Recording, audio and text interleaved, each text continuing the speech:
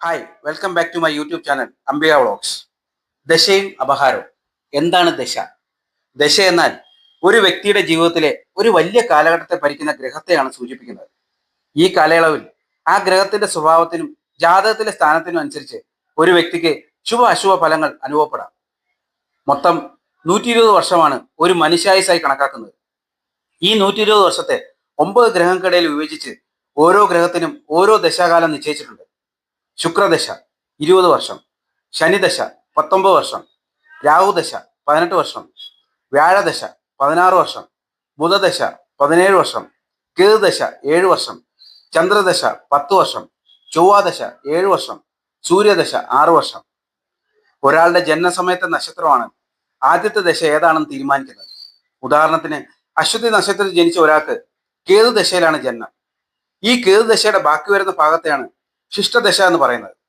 ഈ ശിഷ്ടദശ കഴിഞ്ഞാൽ ദശാക്രമം അനുസരിച്ച് ശുക്രദശ, സൂര്യദശ എന്നിങ്ങനെ ഓരോ ഗ്രഹങ്ങളുടെയും ദശകൾ വരും. എന്താണ് അപഹാരം? ഒരു മഹാദശയ്ക്കുള്ളിലെ ചെറിയ ഉപവിഭാഗങ്ങളെയാണ് അപഹാരം എന്ന് വിളിക്കുന്നത്.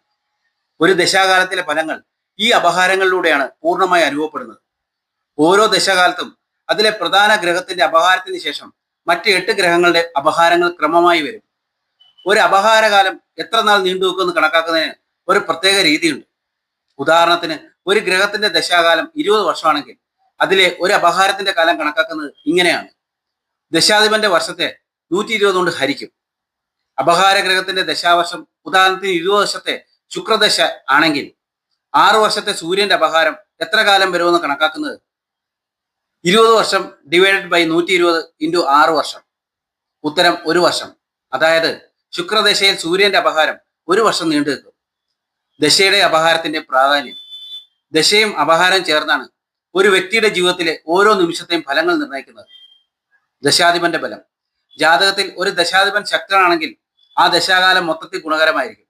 എന്നാൽ ആ ദശയിൽ ദുർബലമായ ഗ്രഹത്തിന്റെ അപഹാരം വരുമ്പോൾ ആ പ്രത്യേക കാലഘട്ടത്തിൽ ചില ദോഷങ്ങൾ സംഭവിക്കാം. അപഹാരനാഥന്റെ സ്വാധീനം. ദശാധിപനും അപഹാരനാഥനും തമ്മിലുള്ള ബന്ധം വളരെ പ്രധാനപ്പെട്ടതാണ്. ഉദാഹരണത്തിന് ഒരു യോഗകാരക ഗ്രഹത്തിന്റെ ദശയിൽ ഒരു മാരഗ്രഹത്തിന്റെ അപഹാരം വന്നാൽ ദശാധിപന്റെ ശുഭഫലങ്ങൾ കുറയും, അപഹാരനാഥന്റെ ദോഷഫലങ്ങൾ കൂടുകയും ചെയ്യും. പ്രതിവിധികൾ. മോശം ദശാപഹാര കാലഘട്ടങ്ങളിൽ ഉണ്ടാകുന്ന കഷ്ടപ്പാടുകൾ ഏകീകരിക്കുന്നതിനായി വിവിധതരം പരിഹാര കർമ്മങ്ങൾ നിർദ്ദേശിക്കാറുണ്ട്. ശരിയായ പ്രതിവിധികൾ ചെയ്യുന്നതിലൂടെ ദോഷഫലങ്ങളുടെ തീവ്രത കുറയ്ക്കാൻ സാധിക്കും. ഏറ്റവും ഉത്തമമായ പ്രതിവിധി അടിയുറച്ച, പൂർണ്ണമായും സമർപ്പിച്ച ഈശ്വര വിശ്വാസം. അത് മാത്രം മതി എല്ലാം തരണം ചെയ്യാൻ. വീഡിയോ ഇഷ്ടമായെങ്കിൽ സബ്സ്ക്രൈബ് ചെയ്യാൻ മറക്കല്ലേ. Thank you.